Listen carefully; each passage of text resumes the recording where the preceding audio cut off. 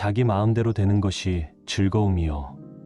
욕심을 채우는 것이 즐거움이라고 말하지만 세상은 자기 뜻대로만 되는 것이 아니니 진정한 즐거움은 마음에 바람이 없는 것이다. 무엇인가를 구하고 바라는 것이 있으면 바로 괴로움이다.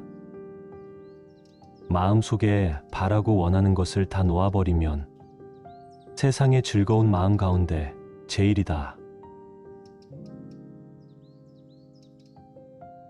세상에는 두 가지 즐거움이 있다. 하나는 바람의 성취에서 오는 즐거움이고 다른 하나는 바람 그 자체를 놓아버리는 데서 오는 즐거움이다. 바람의 성취에서 오는 즐거움은 영원하지 않으며 더욱이 이 세상에서 우리의 바람을 다 들어줄 수 있는 사람은 어디에도 없다. 무언가 바라는 것이 있다면 그것은 괴로움이다. 바람이란 지금 여기의 문제가 아닌 미래의 문제이다. 바라는 바가 있다는 말은 지금은 불완전하며 불만족스럽고 바람이 성취된 미래의 어느 순간을 좇는다는 뜻을 내포하고 있다. 언젠가 성취해야 할 것이 있을 때 지금 이 순간은 그다지 소중하지 않다. 지금 이 순간을 놓치면 삶 전체를 놓치는 것이다. 우리가 살 수 있는 때는 오직 지금 이 순간밖에 없다. 마음에 바라는 바가 없다면 지금 이 자리에서의 만족만이 있다. 바람이 없다면 성취할 것이 없기 때문에 지금 이 자리에서 행복하다. 바람의 성취에서 오는 즐거움을 구하지 말고 바람 그 자체를 놓아버렸을 때 오는 즐거움을 찾으라. 세상에서는 바람과 꿈과 희망을 높이 품고 목표의식을 분명히 가지라고 말한다. 그러나 부처님의 가르침은 세상과 거꾸로 가는 가르침이라 했다. 이 가르침은 미래보다는 현재에 집중하도록 이끈다. 매 순간순간이 목적지이며 삶의 모든 순간이 내 바람이 성취된 순간이다. 지금 여기라는 생생하게 살아 꿈틀대는 현재를 투명하고 완전하게 살아가는 것이야말로 희망이 현실이 되고 꿈과 바람이 지금 이 자리에서 완벽히 실현되는 순간인 것이다.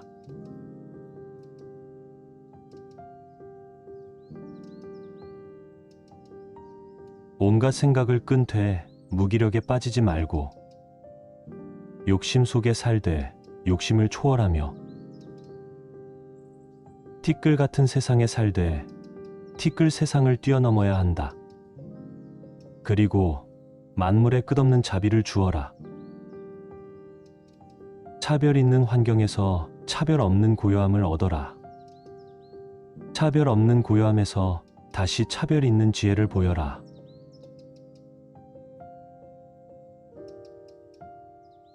세상 속에 살면서 세상을 뛰어넘어야 한다.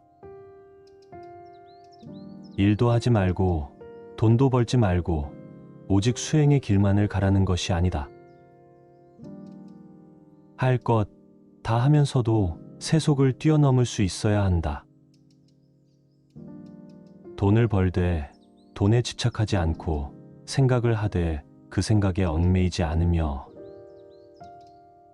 일을 하되 함이 없이 하는 것, 그것이 세상 속에서 세상을 뛰어넘는 길이다.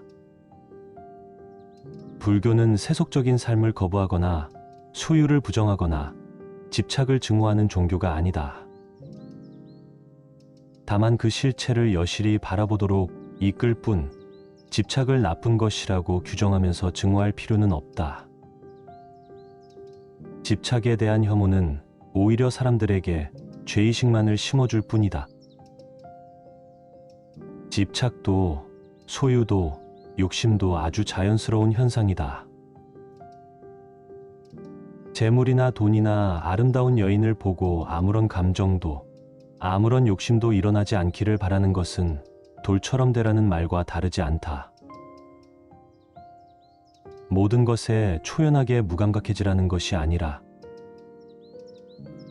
그 모든 것들을 인정하고 두 눈 똑똑히 뜨고 깨어있는 정신으로 지켜보라는 것이다. 어둠은 빛을 비추면 사라지듯 집착도, 소유도, 무명도 차별 없는 사랑의 빛으로 관조했을 때 눈 녹듯 사라지고 만다. 좋고 싫은 것에도 끄달리지 말고 옳고 그른 것에도 집착하지 말고 역경과 순경 그 어디에도 집착하는 바 없이 살되 다만 일체의 모든 만물에 끝없는 자비의 비춤을 행하라. 좋고 싫은 것, 역경과 순경이라는 차별 있는 세상 속에서 살면서도 그러한 차별을 버리고 자비를 행하면 고요함을 얻는다. 그러한 고요함 속에서 차별 있는 지혜가 다시금 움튼다.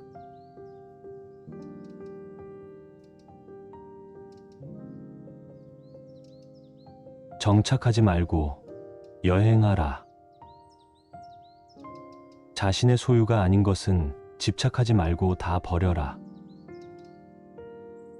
내 것이 아닌 것을 모두 버릴 때 세상을 소유할 수 있다. 만약 어떤 이가 뒷동산에 있는 나뭇잎을 가지고 간다고 했을 때 왜 나뭇잎을 가졌느냐고 그와 싸우겠는가? 수행하는 사람들도 그와 같아서 자기 소유가 아닌 물건에 대하여 애착을 버려야 할 것이니 버릴 것을 버릴 수 있어야 마음이 평온하다. 본래부터 내 것이 어디에 있는가? 나라는 존재 또한 잠시 인연 따라왔다가 인연 따라가는 무상한 존재인데 뒷동산의 나뭇잎이 어찌 내 것일 수가 있으며 땅에 금을 그어 놓고 돈을 지불한다고 어찌 내 땅일 수가 있겠는가? 그것은 인간의 오만한 생각일 뿐, 이 세상에 내가 영원히 가질 수 있는 것은 어디에도 없다. 그렇다고 일체의 모든 소유를 다 버리고 완전한 거지가 되라는 말은 아니다. 인연 따라 자연스럽게 나에게로 온 것까지 억지로 다 버릴 필요는 없다. 그러나 자기 소유물들의 특성을 알 필요는 있다. 내 소유물들은 인연 따라 잠시 나를 스쳐갈 뿐이다.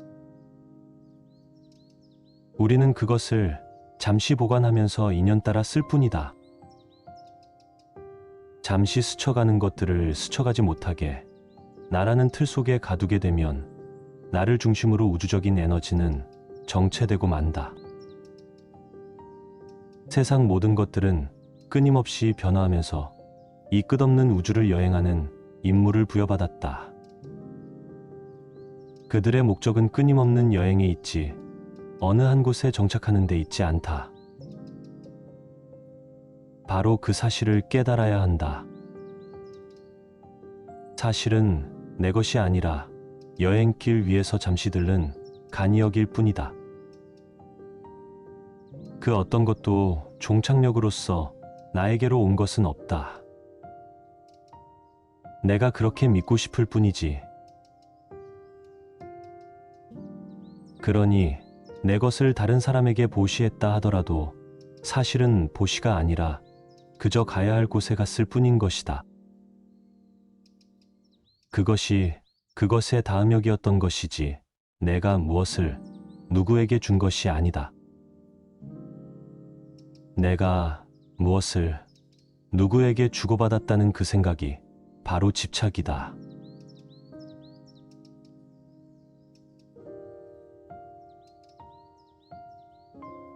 내 것이라고 집착하는 마음이 갖가지 괴로움을 일으키는 근본이 된다.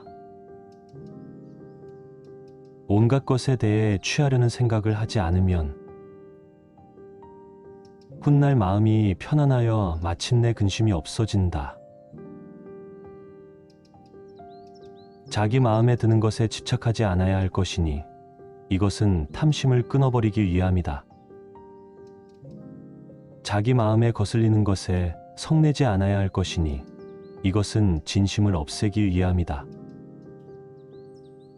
어리석은 말에 집착하지 않아야 할 것이니 이것은 치심을 끊기 위함이다. 수행은 집착하지 않고 동요하지 않는 지혜의 연마이다. 인간이 가지고 있는 세 가지 독이 있다. 탐내고, 성내고, 어리석은 것이다.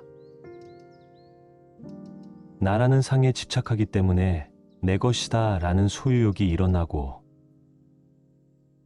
나의 소유물이 없으면 곧 나도 없다는 착각을 일으키는 것이다.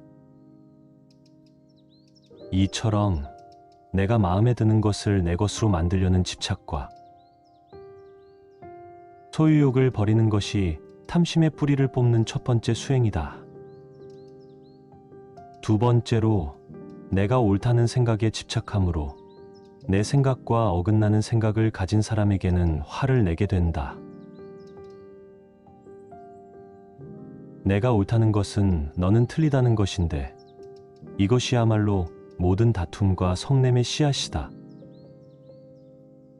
사실 그 어떤 생각도 전적으로 옳거나 그를 수 없다. 다만 서로 다를 뿐이지 옳고 그른 것이 아니다. 마음에 거슬리는 것이 있더라도 그것이 내 생각과 다르다고 화를 낼 것이 아니라 받아들여주는 것, 이것이 진심의 뿌리를 뽑는 두 번째 수행이다. 그리고 셋째로 이 모든 뿌리에 있는 생각인 내가 있다고 하는 착각이 바로 어리석음, 곧 치심이다. 나는 실체적인 것이 아니라 인연 따라 생겨난 비실체적이고 연기적인 존재임을 바로 알고 나에게 집착하지 않는 것이 치심의 뿌리를 뽑는 세 번째 수행이다. 수행이란 이렇듯 나에 집착하지 않고 동요하지 않는 지혜를 연마하여 탐진치 삼독심에서 완전히 벗어나는 일이다.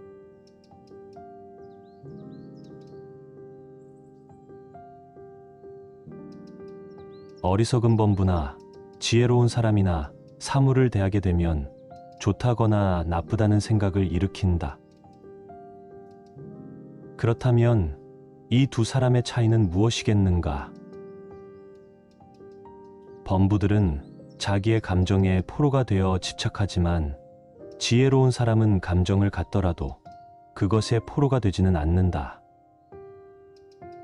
그래서 어리석은 사람은 두 번째의 화살을 맞는다고 말하고 지혜로운 사람은 두 번째의 화살을 맞지 않는다고 말한다.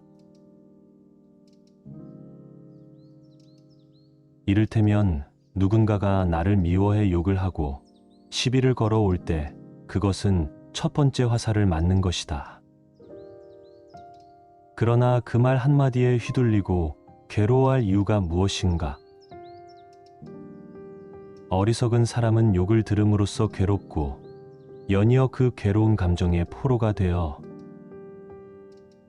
오랫동안 그 욕 한마디에 집착함으로 또 한 번 괴롭다.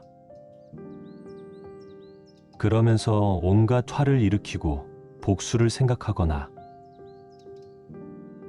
똑같이 되갚아주려는 성냄을 일으킴으로써 몇 번이고 괴로운 화살을 연거푸 맞는다. 이것은 두 번째 화살뿐 아니라 세 번째, 네 번째 화살을 연이어 맞는 격이다. 첫 번째 화살은 인연 따라 생겨나는 어쩔 수 없는 현실이라면 두 번째 화살부터는 내가 그 현실에 대한 좋고 나쁘다는 판단 분별을 일으키면서 생겨나는 것이다. 즉, 두 번째 화살부터는 내가 만들어낸 것이니 무엇 때문에 내 스스로 고통을 만들어 내 스스로 만든 고통에 빠져 괴로워해야 하는가? 누군가가 나에게 돈을 빌리고 형편상 갚지 못한다면 그것은 어쩔 수 없는 첫 번째 화살을 맞는 것이지만 그로 인해 그를 원망하고 욕하면서 괴로워한다면 그것은 두 번째, 세 번째 화살을 연거푸 맞는 것이다. 사랑하는 사람이 나를 버리고 다른 사람에게 갔더라도 그것은 첫 번째 화살을 맞은 것이다. 이미 마음이 떠나 어쩔 수 없는 현실이라면 애써 증오하거나 복수하려 하거나 잊지 못하면서 두 번째, 세 번째 화살을 맞을 필요는 없지 않은가? 생각과 분별은 첫 번째 화살에 이은 두 번째, 세 번째 화살을 만들어내는 창조자이니 생각과 분별을 관하고 비워라. 지켜봄과 관 수행이야말로 빗발치는 화살을 막는 유일한 방패가 될 수 있다.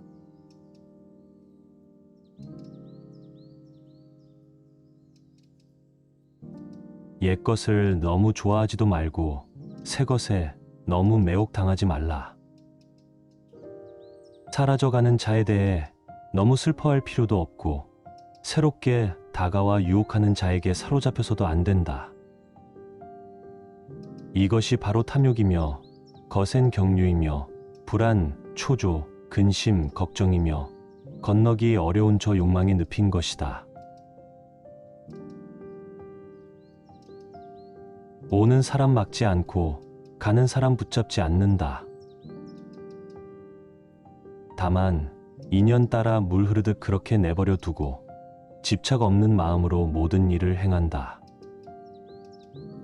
경계 또한 그렇다.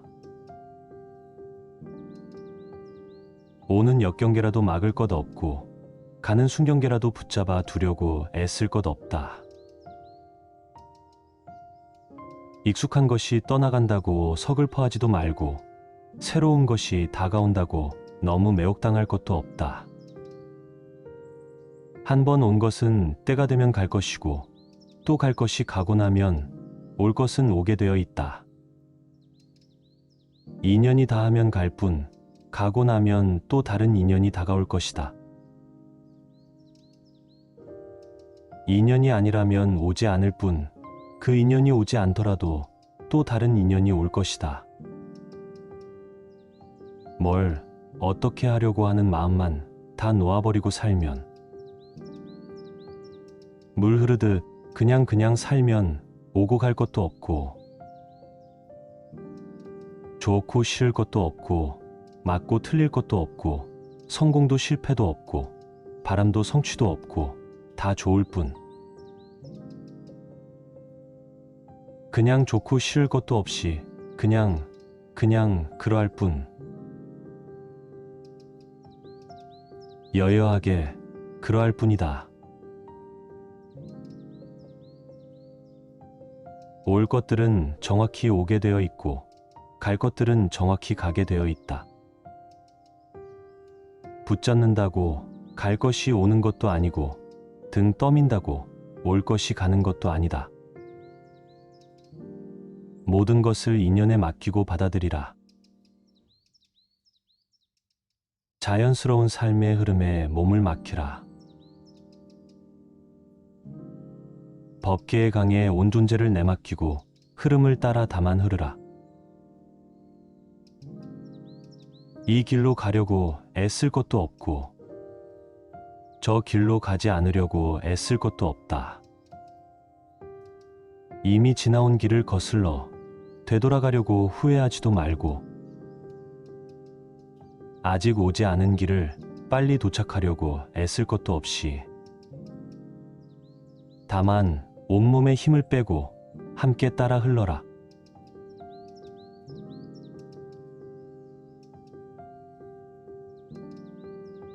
어리석은 범부들은 나를 나라고만 보아 나에 집착한다. 그러나 필경에는 나도 없고 내 것도 없나니 나를 비우고 내 것이라는 생각도 비워야 한다. 법이란 생각을 일으키면 나와 법이 생기고 법이란 생각이 사라지면 나와 법도 사라진다. 한 생각 일으키면 세계가 나뉘고 한 생각 놓으면 세계가 고요하다. 내 자식이다, 내 재산이다 하면서 어리석은 사람은 괴로워한다. 사실 내 몸도 나의 것이 아닌데 어찌 자식이나 재산이 나의 것일 수 있겠는가? 내 자식이다, 내 재산이다, 내 생각이다, 내 것이다 하는 것은 다 어리석은 생각이다.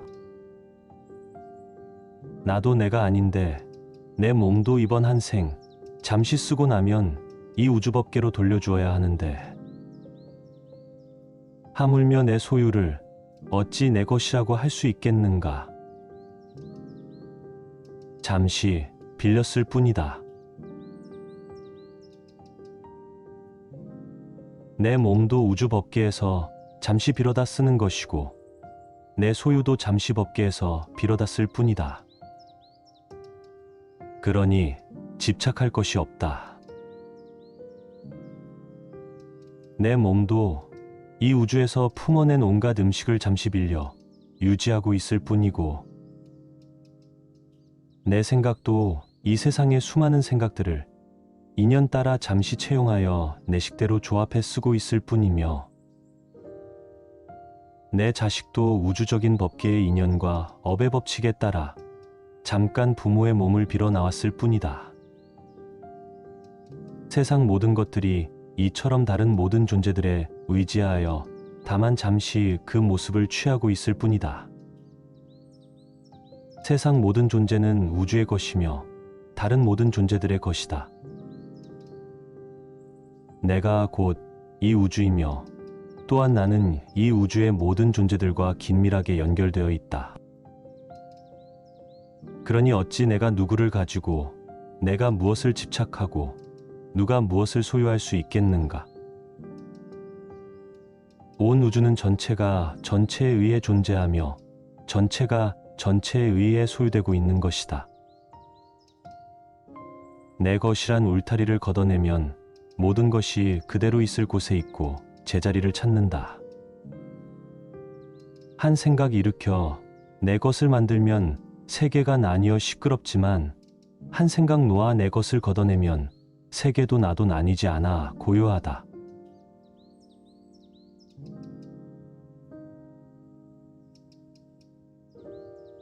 자녀가 있는 이는 자녀로 인해 기뻐하고 소를 가진 이는 소로 인해 기뻐한다. 사람들은 집착으로 기쁨을 삼는다. 그러니 집착할 것이 없는 사람은 기뻐할 것도 없다. 자녀가 있는 이는 자녀로 인해 근심하고 소를 가진 이는 소 때문에 걱정한다. 사람들이 집착하는 것은 마침내 근심이 된다. 집착할 것 없는 사람은 근심할 것도 없다. 많은 사람들에게 소유가 기쁨이다. 집착하는 것을 얻었을 때 하늘을 날아갈 듯 기쁘다. 아마도 죽을 때까지 내 것이라는 소유를 늘리는 것이 모든 사람들의 공통된 삶의 과제일 것이다. 그러나 이 모든 소유에서 오는 기쁨은 영원하지 않으며 근원적이지 않다. 언젠가 소유물은 없어지고 만다. 소유한 것이 소멸되었을 때 그에 따른 괴로움이 동반된다. 그러나 소유하더라도 소유에 대한 집착이 없을 때 그때 참된 기쁨은 언제나 그 자리에 있다. 사람들이 집착하는 것이 우선 당장에는 달콤할지 모르지만 그것은 마침내 근심이 되고 만다. 집착으로서 소유로서 행복을 찾고자 한다면 그것은 그 이면에 행복의 크기만한 불행의 씨앗을 키우고 있는 것에 불과하다. 모든 소유의 기쁨은 곧 괴로움으로 바뀐다. 이것은 영원한 진리이다. 세상의 모든 집착을 놓으라. 소유하고 있으면서도 그 소유물에 집착하지 말라.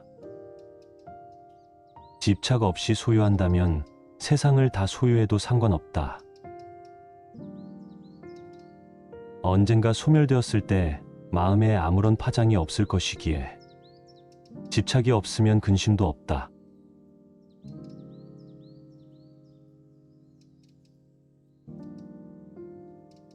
모든 고뇌를 벗어나고자 한다면 마땅히 만족할 줄 알라. 넉넉함을 알면 부유하고 즐거우며 평화롭다. 그런 사람은 비록 맨 땅에 누워 있을지라도 편안하고 즐겁지만 만족할 줄 모르면 설사천상에 있을지라도 흡족하지 않을 것이다. 세상에는 자기의 욕심에 만족하는 사람은 아주 적고 욕심을 벗어나려고 애쓰는 사람도 흔하지 않다. 그저 욕심을 채우려고 애쓰다가 목숨을 마치는 사람이 많다. 설사 하늘에서 보물이 비처럼 쏟아지더라도 욕심 많은 사람은 만족할 줄 모른다. 자기 집 창고에 황금이 태산처럼 쌓였다 한들 욕심 많은 사람이 그것으로 만족할 수 있을까? 욕심을 버리는 가장 좋은 방법이 만족이다. 죽지 않을 만큼 먹을 수 있고 입을 수 있고 잘 곳이 있다면, 최소한의 소유를 가지고 있다면 누구든 바로 그 자리에서 행복할 수 있다. 사실 최소한의 소유만 보장이 된다면 누구에게나 행복의 가능성은 열려 있다. 최소한의 의식주의 해결, 그 이상을 가지고도 불행한 사람이 있다면 그의 불행은 물질의 문제가 아니라 마음의 문제다. 사실 의식주를 어느 정도 해결하고 사는 우리들이 이 세상에서 해야 할 몫은 보다 많이 벌고 쌓는 데 있는 것이 아니라 그마저도 소유하지 못한 수많은 이들을 위한 나눔과 자비를 실천하는 데 있다. 그러나 이 세상에는 죽을 때까지 욕심을 채우고 또 채우기만 하는 사람이 얼마나 많은가. 그런 사람은 설사 하늘에서 보물을 비로 뿌려주더라도, 창고에 황금이 태산처럼 쌓였다고 하더라도 끊임없이 또 다른 욕심을 채우면서 죽어갈 것이다.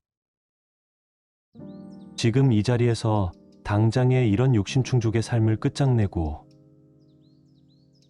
만족과 청빈의 삶으로 돌아서지 않는다면 우리의 남은 생은 더욱 비참해지고 말 것이다. 참된 부자는 욕심을 많이 성취한 사람이 아니라 욕심을 많이 놓아버린 사람이며, 소유가 많은 사람이 아니라 만족이 많은 사람이다. 만족할 줄 모르면 설령 이 세상 모든 것을 다 준다 하더라도 흡족하지 않지만, 만족할 줄 아는 사람은 아무리 가난해도 사실은 부유하다. 만족함을 아는 것, 지족이야말로 행복의 지름길이요, 인류를 살아온 모든 성인들의 어진 벗이다.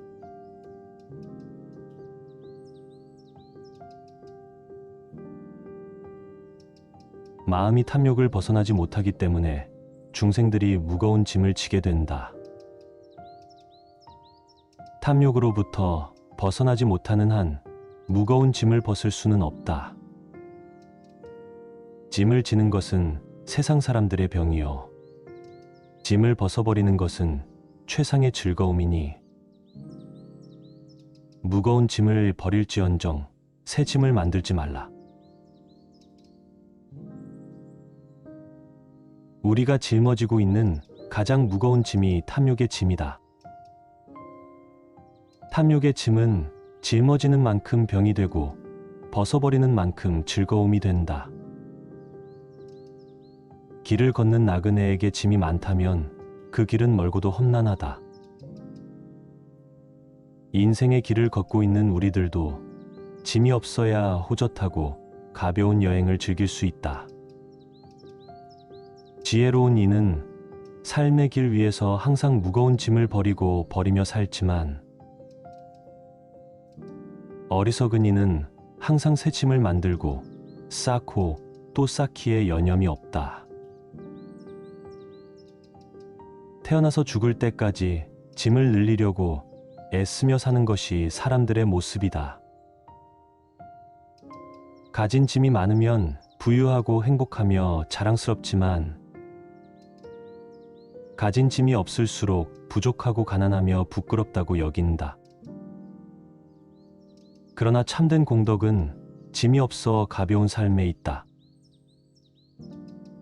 인류의 모든 성인들은 공통적으로 가난하여 짐이 없었고, 그렇기에 삶이라는 여행길은 가볍고도 자유롭게 길을 걸을 수 있었다. 이 세상에서 보면 짐이 많은 사람이 부자이고 짐이 없는 사람이 가난한 것 같지만, 이 세상을 떠날 때에는 짐이 많은 사람이 가난하고 짐이 없을수록 부자가 되어 떠난다. 짊어진 짐이 없을수록 부처님 땅에 가까워지고, 짊어진 짐이 많을수록 저 깊은 지하 세계의 지옥과는 가까워진다. 짐이 없어야 홀가분하게 높이 높이 오를 수 있지. 짐이 많으면 가라앉고 또 가라앉아 저 지옥의 끝까지 가게 된다. 내 탐욕의 짐은 얼마인가? 이미 쌓아놓은 짐과 쌓기 위해 발버둥 치는 짐은 과연 얼마인가? 그 모든 짐을 내려놓고 홀가분하게 가라.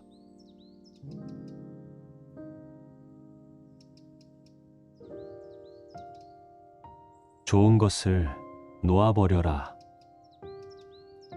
마음에 좋고 나쁜 것을 따지지 말라.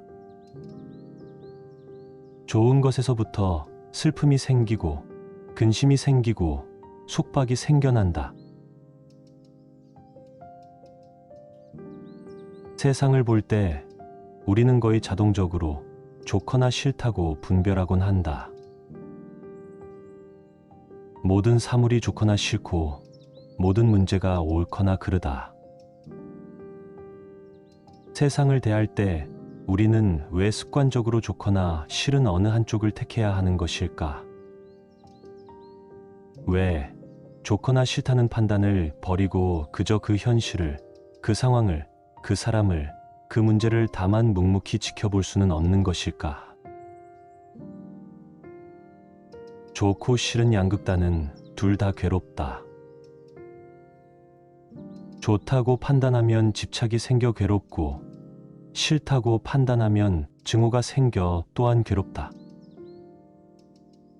보통 사람들은 싫은 것이 올 때 분명하게 싫어하고 멀어지려 하고, 증오하면서 싫은 것이 가까이 오지 못하도록 두 눈 부릅뜨고 지켜본다. 싫은 것은 죽어도 싫기 때문에 그것들이 범접하지 못하도록 주의 깊게 살펴보는 것이다. 그러나 좋은 것에 대해서는 전혀 주의를 기울이지 않는다. 좋은 것에 대해서는 완전히 무방비 상태다. 사실 싫은 것보다 더 주의를 기울이고 관심을 가져야 할 것이 바로 좋은 것이다. 경전의 말씀처럼 좋은 것에서 슬픔이 생기고 근심이 생기며 속박이 생겨나기 때문이다. 싫은 것에서 생기는 미움은 오히려 비워내기 쉽지만, 좋은 것에서 오는 애착과 근심과 속박은 우리를 꽁꽁 얽어맨다.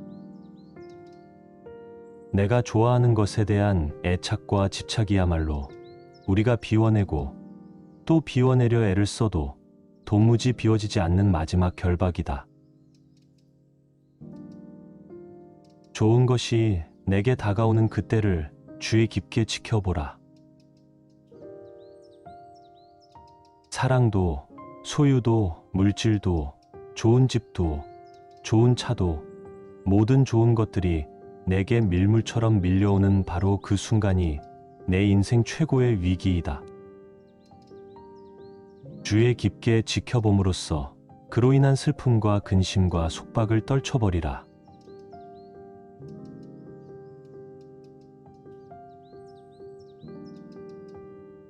보살은 모든 보살행을 갖추고 익히지만 거기에 집착하지 않는다. 진리에 집착하지 않고 소망에 집착하지 않고 선정에 집착하지 않는다.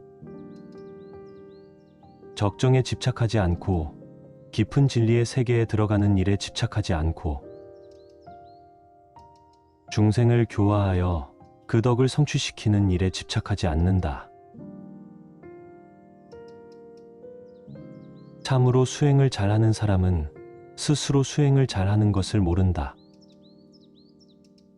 국자가 국맛을 모르듯 선정에 든 사람은 선정에 든 것을 잊으며 적정에 든 사람은 적정에 든 것을 모른다.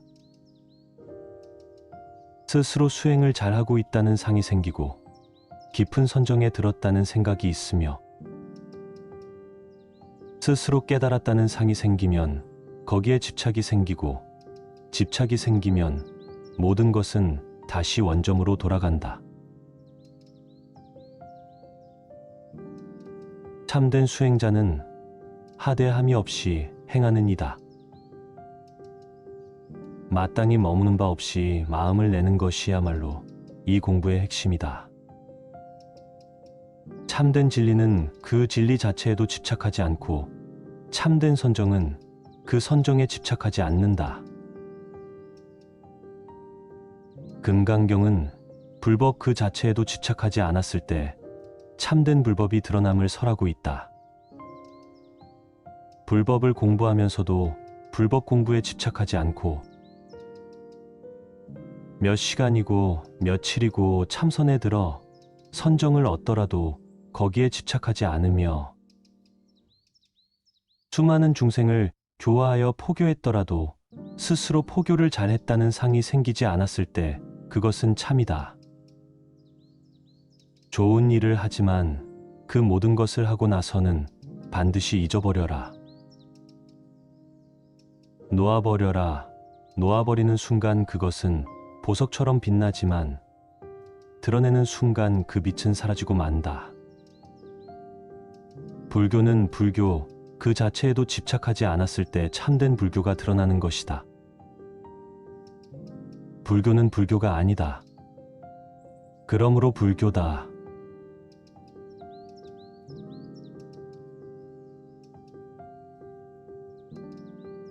욕심은 더럽기가 똥덩이 같고 밑 빠진 그릇 같으며 무섭기가 독사와 같고 원수와 같아 위험하며 햇볕에 녹는 눈처럼 허망하기 그지없다. 욕심은 예리한 칼날 위에 묻어있는 꿀과 같고 화려한 화장실에 칠해진 단청과 같으며 화려한 병에 담긴 추한 물건 같으며 물거품처럼 허망하여 견고하지 못하다. 욕심같이 더럽고 추하며 허망하고 위험한 것은 없다. 그러나 욕심같이 겉포장이 잘 되어 있는 것도 없다. 욕심은 예리한 칼날 위에 묻어있는 꿀과 같아 잠시 달콤할진 모르지만 혀를 베는 결과를 낳고 화장실에 칠해진 단청과 같아 겉만 화려하나 속은 더럽고 추하여 냄새가 난다. 그러나 세상 사람들은 욕심의 구린 냄새를 알지 못하고 화려하게 포장된 겉모습에만 빠져든다. 그것이 곧 내 혀를 베고 내 몸을 베며 내 존재의 뿌리를 잘라내리라는 사실은 애써 외면하고 있다. 욕심이 지금 당장에 아무리 큰 기쁨을 가져다 줄지라도 그 끝은 추하며 고통스럽다. 당장의 기쁨을 위해 곧 다가올 삶을 포기하고 산다는 것은 얼마나 어리석은가. 욕심의 실체를 여실히 들여다보라. 욕심에 얽매여 있는 나의 모습을 한 발자국 뒤에서 전체적으로 지켜보라. 과연 나는 어떤 욕심에 빠져 있는가? 똥덩이 같고 밑 빠진 그릇 같으며 독사와 같고 원수와 같으며 물거품처럼 허망하여 견고하지 못한 욕심의 실체를 확연히 보아야 한다. 그러지 않으면 욕심의 덫에 걸리고 만다. 그렇다고 욕심을 없애버리려고 애쓸 필요는 없다. 욕망과의 전쟁을 선포하는 것은 욕망을 다루는 지혜로운 방법이 아니다.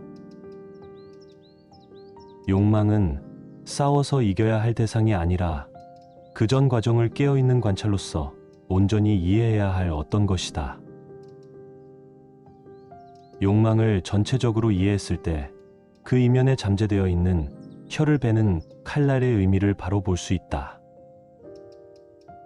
나에게는 어떤 욕심이 일어나고 머물다가 사라지고 있는가?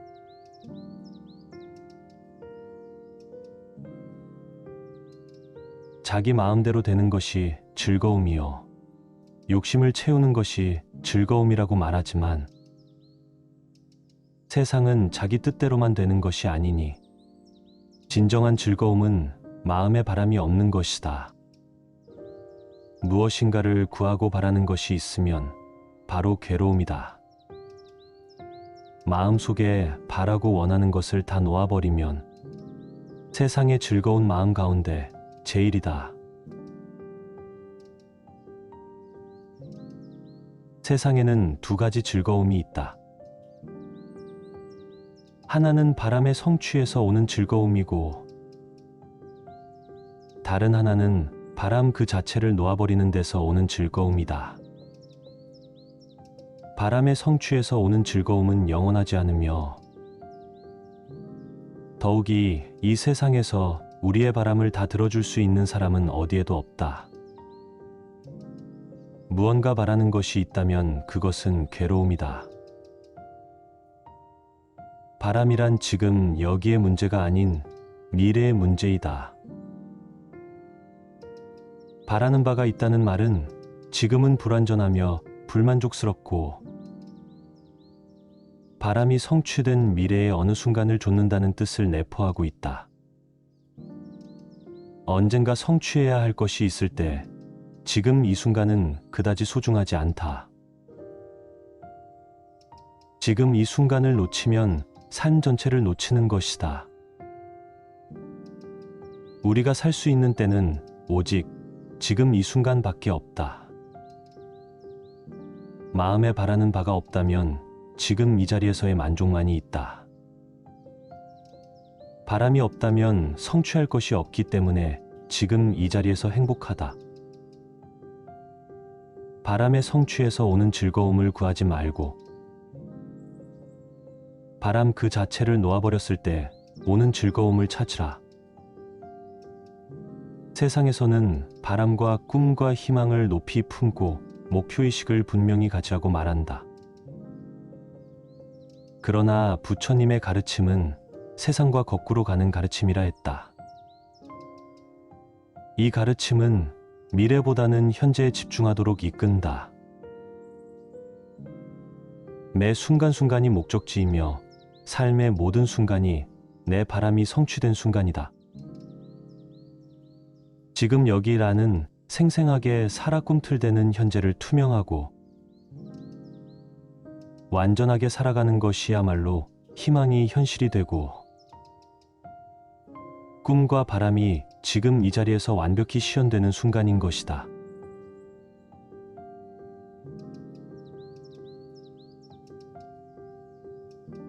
온갖 생각을 끈되 무기력에 빠지지 말고 욕심 속에 살되 욕심을 초월하며 티끌 같은 세상에 살되 티끌 세상을 뛰어넘어야 한다. 그리고 만물에 끝없는 자비를 주어라. 차별 있는 환경에서 차별 없는 고요함을 얻어라. 차별 없는 고요함에서 다시 차별 있는 지혜를 보여라.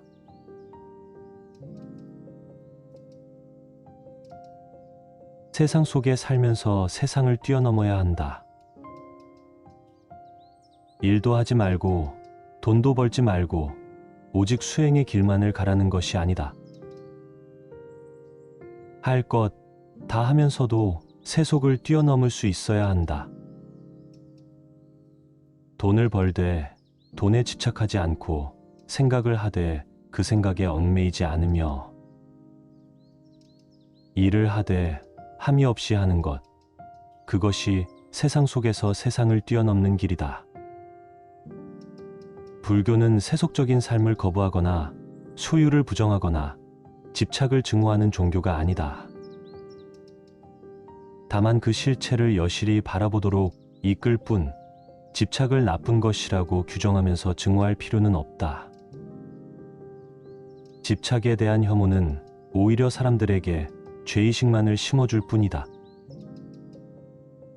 집착도 소유도 욕심도 아주 자연스러운 현상이다.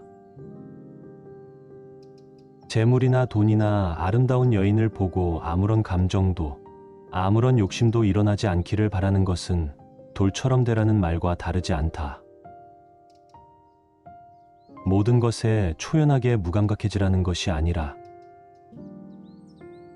그 모든 것들을 인정하고 두 눈 똑똑히 뜨고 깨어있는 정신으로 지켜보라는 것이다. 어둠은 빛을 비추면 사라지듯 집착도 소유도 무명도 차별 없는 사랑의 빛으로 관조했을 때 눈 녹듯 사라지고 만다.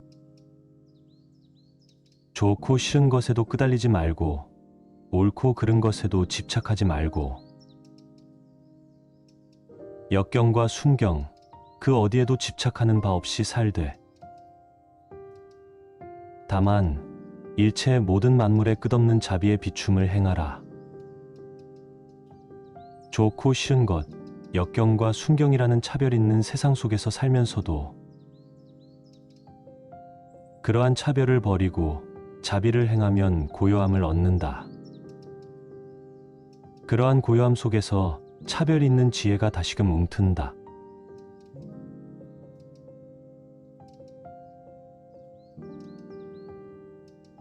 정착하지 말고 여행하라. 자신의 소유가 아닌 것은 집착하지 말고 다 버려라. 내 것이 아닌 것을 모두 버릴 때 세상을 소유할 수 있다. 만약 어떤 이가 뒷동산에 있는 나뭇잎을 가지고 간다고 했을 때 왜 나뭇잎을 가졌느냐고 그와 싸우겠는가? 수행하는 사람들도 그와 같아서 자기 소유가 아닌 물건에 대하여 애착을 버려야 할 것이니 버릴 것을 버릴 수 있어야 마음이 평온하다. 본래부터 내 것이 어디에 있는가? 나라는 존재 또한 잠시 인연 따라왔다가 인연 따라가는 무상한 존재인데 뒷동산의 나뭇잎이 어찌 내 것일 수가 있으며 땅에 금을 그어 놓고 돈을 지불한다고 어찌 내 땅일 수가 있겠는가? 그것은 인간의 오만한 생각일 뿐 이 세상에 내가 영원히 가질 수 있는 것은 어디에도 없다. 그렇다고 일체의 모든 소유를 다 버리고 완전한 거지가 되라는 말은 아니다.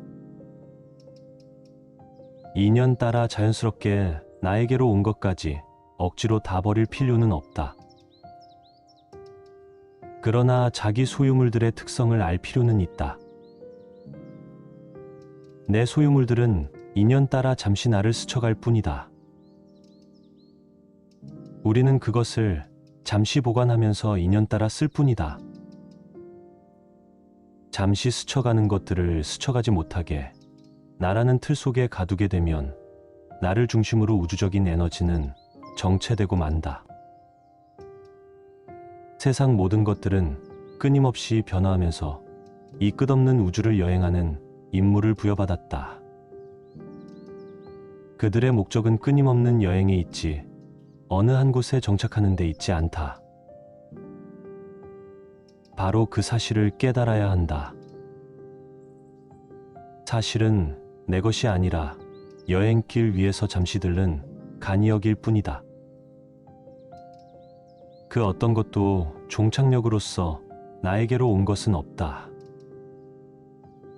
내가 그렇게 믿고 싶을 뿐이지. 그러니 내 것을 다른 사람에게 보시했다 하더라도 사실은 보시가 아니라 그저 가야 할 곳에 갔을 뿐인 것이다. 그것이 그것의 다음역이었던 것이지 내가 무엇을 누구에게 준 것이 아니다. 내가 무엇을 누구에게 주고받았다는 그 생각이 바로 집착이다.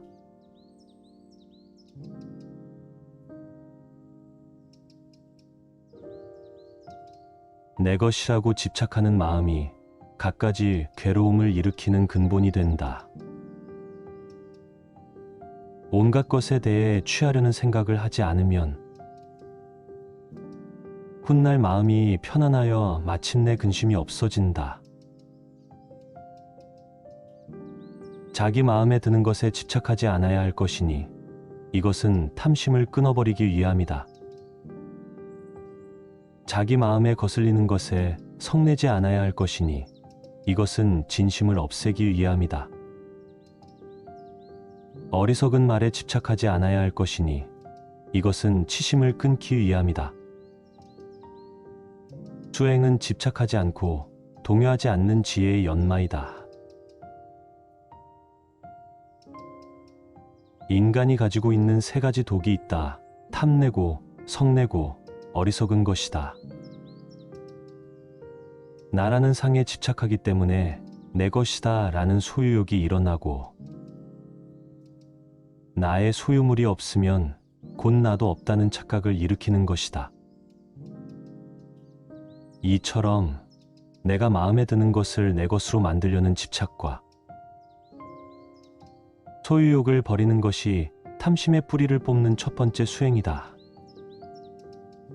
두 번째로 내가 옳다는 생각에 집착함으로 내 생각과 어긋나는 생각을 가진 사람에게는 화를 내게 된다. 내가 옳다는 것은 너는 틀리다는 것인데 이것이야말로 모든 다툼과 성냄의 씨앗이다. 사실 그 어떤 생각도 전적으로 옳거나 그를 수 없다. 다만 서로 다를 뿐이지 옳고 그른 것이 아니다. 마음에 거슬리는 것이 있더라도 그것이 내 생각과 다르다고 화를 낼 것이 아니라 받아들여주는 것, 이것이 진심의 뿌리를 뽑는 두 번째 수행이다.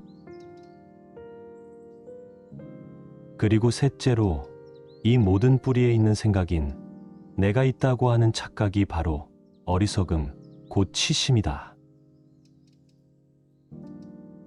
나는 실체적인 것이 아니라 인연 따라 생겨난 비실체적이고 연기적인 존재임을 바로 알고 나에게 집착하지 않는 것이 치심의 뿌리를 뽑는 세 번째 수행이다. 수행이란 이렇듯 나에 집착하지 않고 동요하지 않는 지혜를 연마하여 탐진치 삼독심에서 완전히 벗어나는 일이다.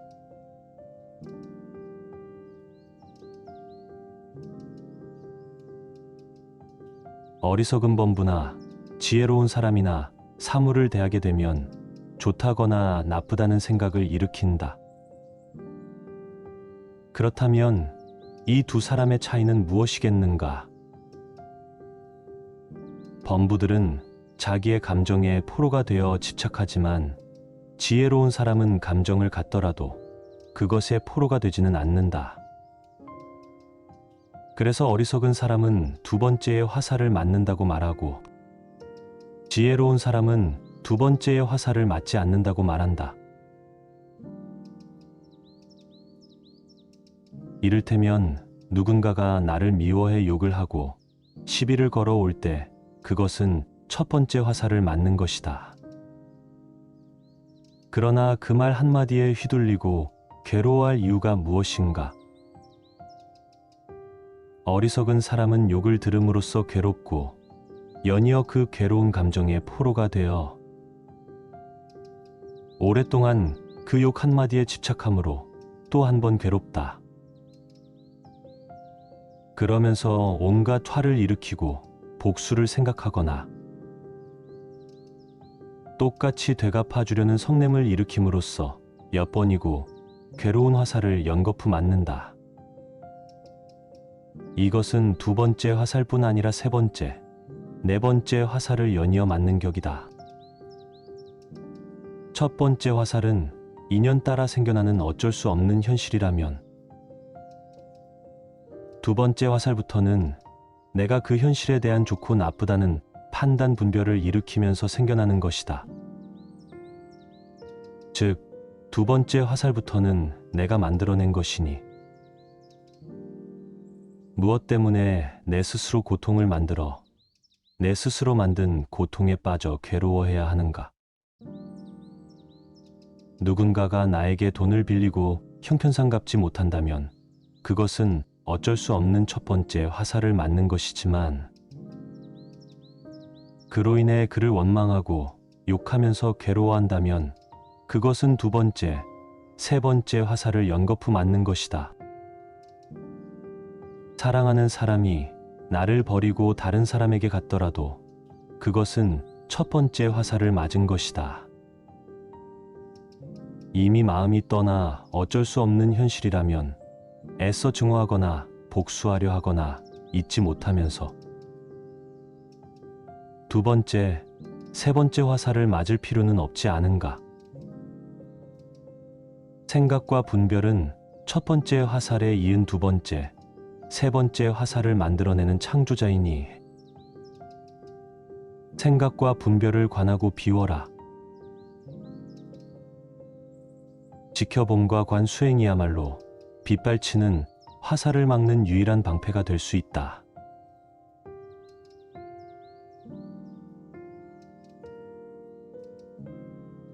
옛것을 너무 좋아하지도 말고 새것에 너무 매혹당하지 말라.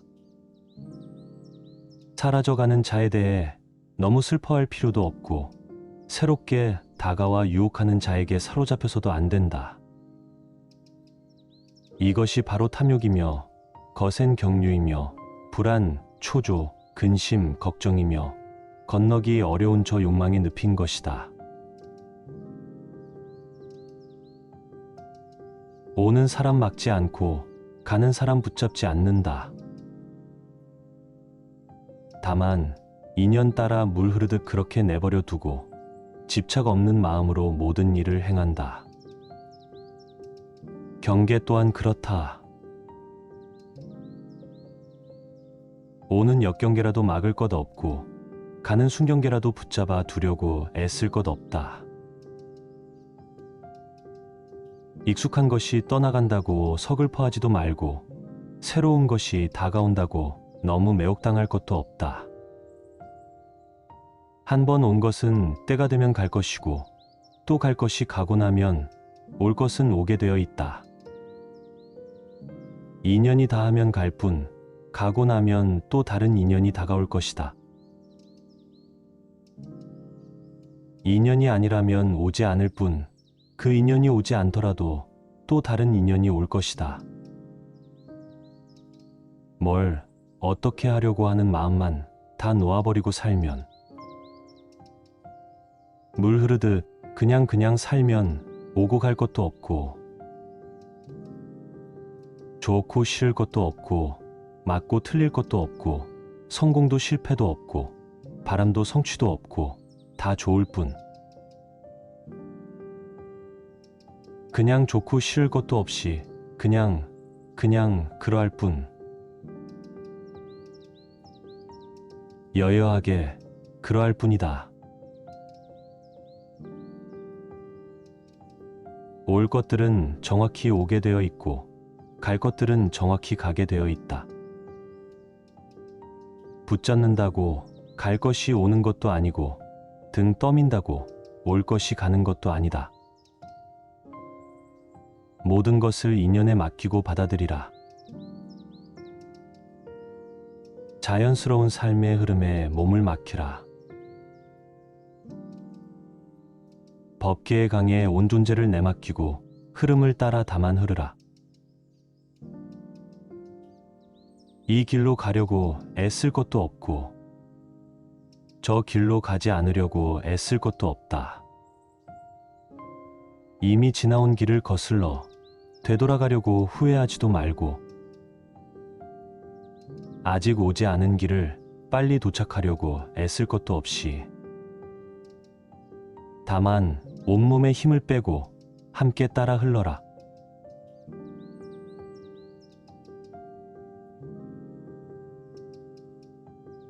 어리석은 범부들은 나를 나라고만 보아 나에 집착한다. 그러나 필경에는 나도 없고 내 것도 없나니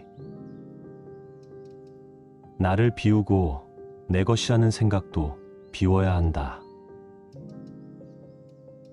법이란 생각을 일으키면 나와 법이 생기고 법이란 생각이 사라지면 나와 법도 사라진다. 한 생각 일으키면 세계가 나뉘고 한 생각 놓으면 세계가 고요하다. 내 자식이다, 내 재산이다 하면서 어리석은 사람은 괴로워한다. 사실 내 몸도 나의 것이 아닌데 어찌 자식이나 재산이 나의 것일 수 있겠는가?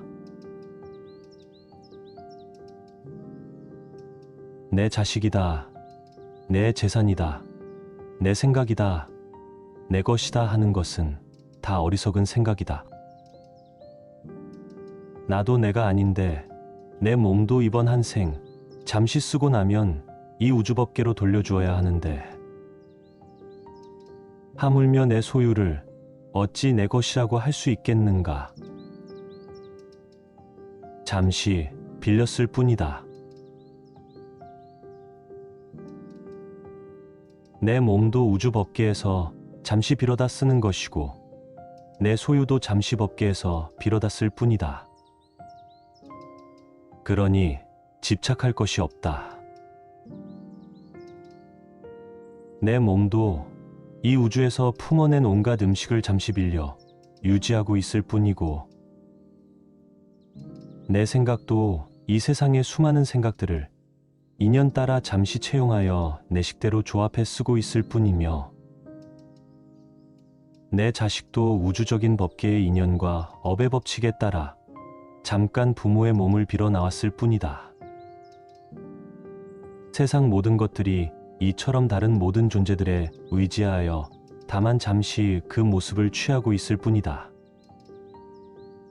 세상 모든 존재는 우주의 것이며 다른 모든 존재들의 것이다. 내가 곧 이 우주이며 또한 나는 이 우주의 모든 존재들과 긴밀하게 연결되어 있다. 그러니 어찌 내가 누구를 가지고 내가 무엇을 집착하고 누가 무엇을 소유할 수 있겠는가? 온 우주는 전체가 전체에 의해 존재하며 전체가 전체에 의해 소유되고 있는 것이다. 내 것이란 울타리를 걷어내면 모든 것이 그대로 있을 곳에 있고 제자리를 찾는다. 한 생각 일으켜 내 것을 만들면 세계가 나뉘어 시끄럽지만 한 생각 놓아 내 것을 걷어내면 세계도 나도 나뉘지 않아 고요하다.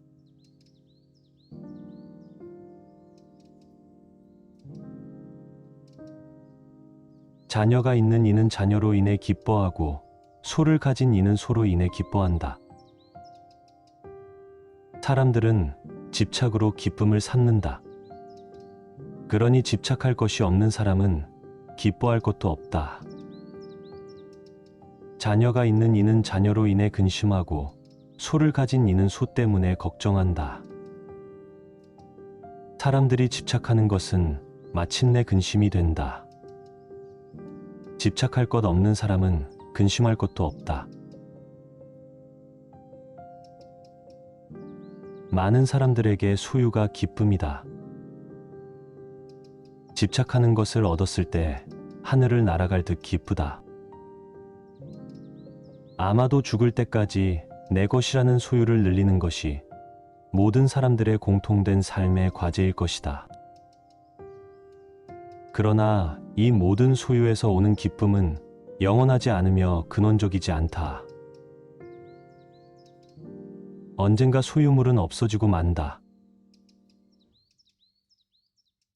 소유한 것이 소멸되었을 때 그에 따른 괴로움이 동반된다. 그러나 소유하더라도 소유에 대한 집착이 없을 때 그때 참된 기쁨은 언제나 그 자리에 있다. 사람들이 집착하는 것이 우선 당장에는 달콤할지 모르지만 그것은 마침내 근심이 되고 만다. 집착으로서, 소유로서 행복을 찾고자 한다면 그것은 그 이면에 행복의 크기만한 불행의 씨앗을 키우고 있는 것에 불과하다. 모든 소유의 기쁨은 곧 괴로움으로 바뀐다. 이것은 영원한 진리이다. 세상의 모든 집착을 놓으라. 소유하고 있으면서도 그 소유물에 집착하지 말라. 집착 없이 소유한다면 세상을 다 소유해도 상관없다. 언젠가 소멸되었을 때 마음에 아무런 파장이 없을 것이기에 집착이 없으면 근심도 없다.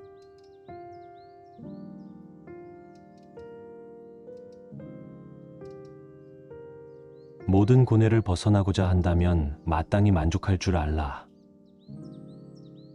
넉넉함을 알면 부유하고 즐거우며 평화롭다. 그런 사람은 비록 맨 땅에 누워 있을지라도 편안하고 즐겁지만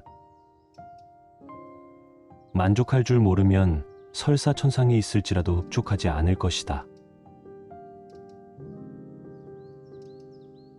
세상에는 자기의 욕심에 만족하는 사람은 아주 적고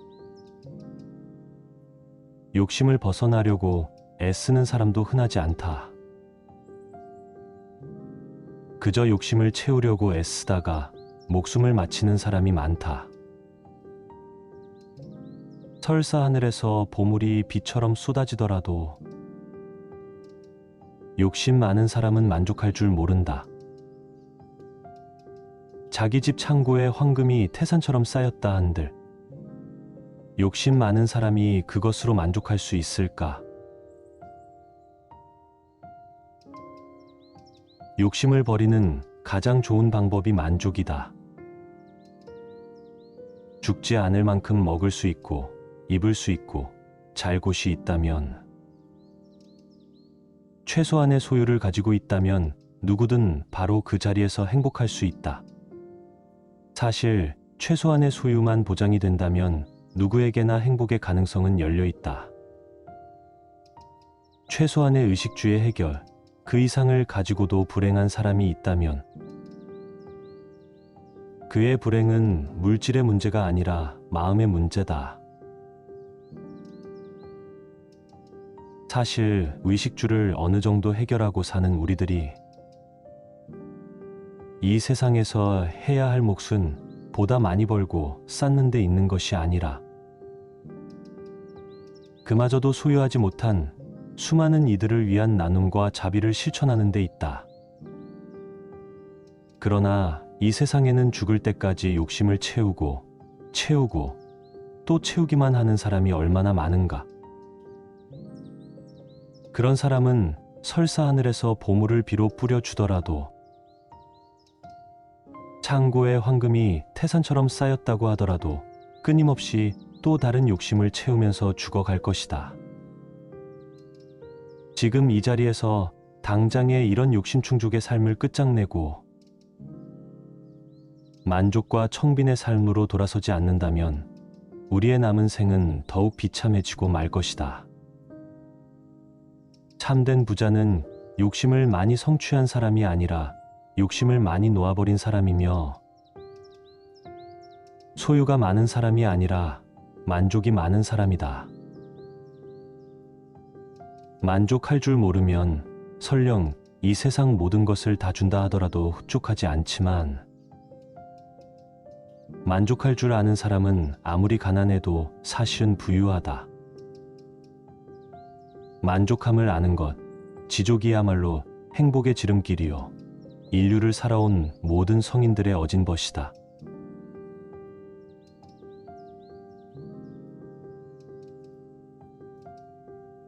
마음이 탐욕을 벗어나지 못하기 때문에 중생들이 무거운 짐을 지게 된다. 탐욕으로부터 벗어나지 못하는 한 무거운 짐을 벗을 수는 없다. 짐을 지는 것은 세상 사람들의 병이요.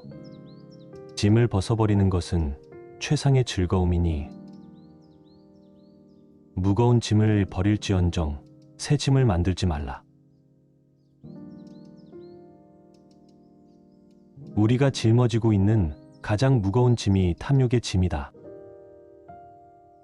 탐욕의 짐은 짊어지는 만큼 병이 되고 벗어버리는 만큼 즐거움이 된다. 길을 걷는 나그네에게 짐이 많다면 그 길은 멀고도 험난하다. 인생의 길을 걷고 있는 우리들도 짐이 없어야 호젓하고 가벼운 여행을 즐길 수 있다. 지혜로운 이는 삶의 길 위에서 항상 무거운 짐을 버리며 살지만 어리석은 이는 항상 새 짐을 만들고 쌓고 또 쌓기에 여념이 없다. 태어나서 죽을 때까지 짐을 늘리려고 애쓰며 사는 것이 사람들의 모습이다. 가진 짐이 많으면 부유하고 행복하며 자랑스럽지만 가진 짐이 없을수록 부족하고 가난하며 부끄럽다고 여긴다. 그러나 참된 공덕은 짐이 없어 가벼운 삶에 있다. 인류의 모든 성인들은 공통적으로 가난하여 짐이 없었고 그렇기에 삶이라는 여행길은 가볍고도 자유롭게 길을 걸을 수 있었다. 이 세상에서 보면 짐이 많은 사람이 부자이고 짐이 없는 사람이 가난한 것 같지만 이 세상을 떠날 때에는 짐이 많은 사람이 가난하고 짐이 없을수록 부자가 되어 떠난다. 짊어진 짐이 없을수록 부처님 땅에 가까워지고 짊어진 짐이 많을수록 저 깊은 지하세계의 지옥과는 가까워진다. 짐이 없어야 홀가분하게 높이 오를 수 있지. 짐이 많으면 가라앉고 또 가라앉아 저 지옥의 끝까지 가게 된다. 내 탐욕의 짐은 얼마인가? 이미 쌓아놓은 짐과 쌓기 위해 발버둥치는 짐은 과연 얼마인가? 그 모든 짐을 내려놓고 홀가분하게 가라.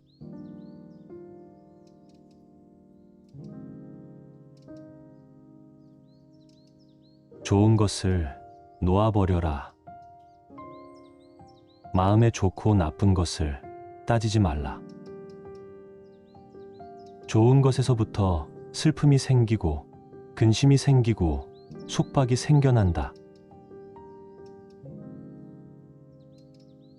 세상을 볼 때 우리는 거의 자동적으로 좋거나 싫다고 분별하곤 한다. 모든 사물이 좋거나 싫고 모든 문제가 옳거나 그르다. 세상을 대할 때 우리는 왜 습관적으로 좋거나 싫은 어느 한쪽을 택해야 하는 것일까? 왜 좋거나 싫다는 판단을 버리고 그저 그 현실을, 그 상황을, 그 사람을, 그 문제를 다만 묵묵히 지켜볼 수는 없는 것일까? 좋고 싫은 양극단은 둘 다 괴롭다. 좋다고 판단하면 집착이 생겨 괴롭고 싫다고 판단하면 증오가 생겨 또한 괴롭다. 보통 사람들은 싫은 것이 올 때 분명하게 싫어하고 멀어지려 하고 증오하면서 싫은 것이 가까이 오지 못하도록 두 눈 부릅뜨고 지켜본다. 싫은 것은 죽어도 싫기 때문에 그것들이 범접하지 못하도록 주의 깊게 살펴보는 것이다. 그러나 좋은 것에 대해서는 전혀 주의를 기울이지 않는다. 좋은 것에 대해서는 완전히 무방비 상태다. 사실 싫은 것보다 더 주의를 기울이고 관심을 가져야 할 것이 바로 좋은 것이다. 경전의 말씀처럼 좋은 것에서 슬픔이 생기고 근심이 생기며 속박이 생겨나기 때문이다. 싫은 것에서 생기는 미움은 오히려 비워내기 쉽지만 좋은 것에서 오는 애착과 근심과 속박은 우리를 꽁꽁 얽어맨다. 내가 좋아하는 것에 대한 애착과 집착이야말로 우리가 비워내고 또 비워내려 애를 써도 도무지 비워지지 않는 마지막 결박이다. 좋은 것이 내게 다가오는 그때를 주의 깊게 지켜보라. 사랑도, 소유도, 물질도, 좋은 집도, 좋은 차도, 모든 좋은 것들이 내게 밀물처럼 밀려오는 바로 그 순간이 내 인생 최고의 위기이다. 주의 깊게 지켜봄으로써 그로 인한 슬픔과 근심과 속박을 떨쳐버리라.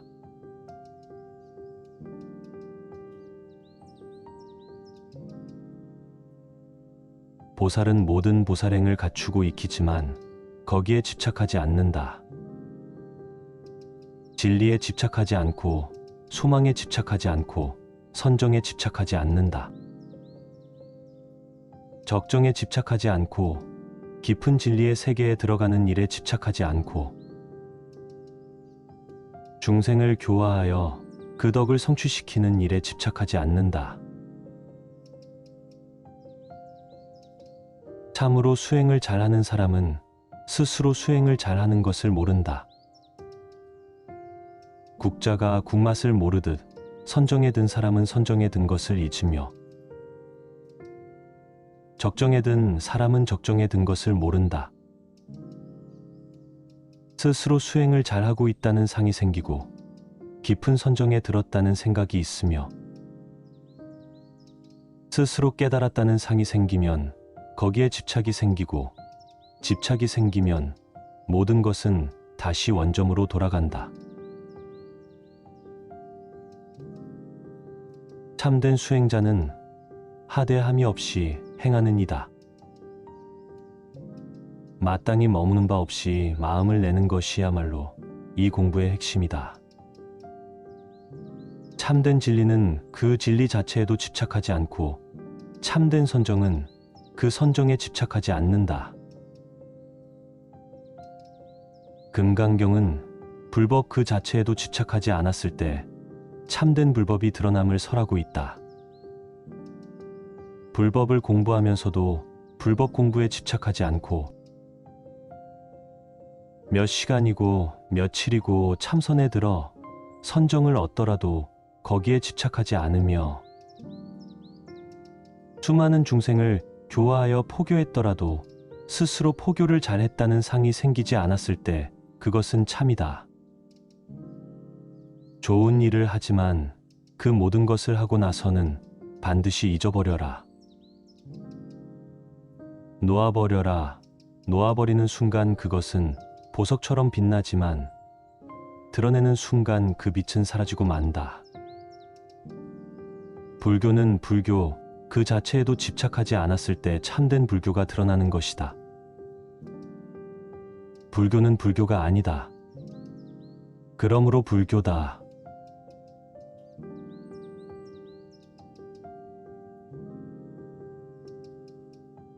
욕심은 더럽기가 똥덩이 같고 밑 빠진 그릇 같으며 무섭기가 독사와 같고 원수와 같아 위험하며 햇볕에 녹는 눈처럼 허망하기 그지없다. 욕심은 예리한 칼날 위에 묻어있는 꿀과 같고 화려한 화장실에 칠해진 단청과 같으며 화려한 병에 담긴 추한 물건 같으며 물거품처럼 허망하여 견고하지 못하다. 욕심같이 더럽고 추하며 허망하고 위험한 것은 없다. 그러나 욕심같이 겉포장이 잘 되어 있는 것도 없다. 욕심은 예리한 칼날 위에 묻어있는 꿀과 같아. 잠시 달콤할진 모르지만 혀를 베는 결과를 낳고 화장실에 칠해진 단청과 같아. 겉만 화려하나 속은 더럽고 추하여 냄새가 난다.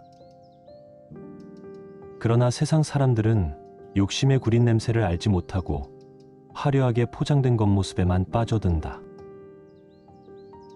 그것이 곧 내 혀를 베고 내 몸을 베며 내 존재의 뿌리를 잘라내리라는 사실은 애써 외면하고 있다. 욕심이 지금 당장에 아무리 큰 기쁨을 가져다 줄지라도 그 끝은 추하며 고통스럽다. 당장의 기쁨을 위해 곧 다가올 삶을 포기하고 산다는 것은 얼마나 어리석은가. 욕심의 실체를 여실히 들여다보라. 욕심에 얽매여 있는 나의 모습을 한 발자국 뒤에서 전체적으로 지켜보라. 과연 나는 어떤 욕심에 빠져 있는가?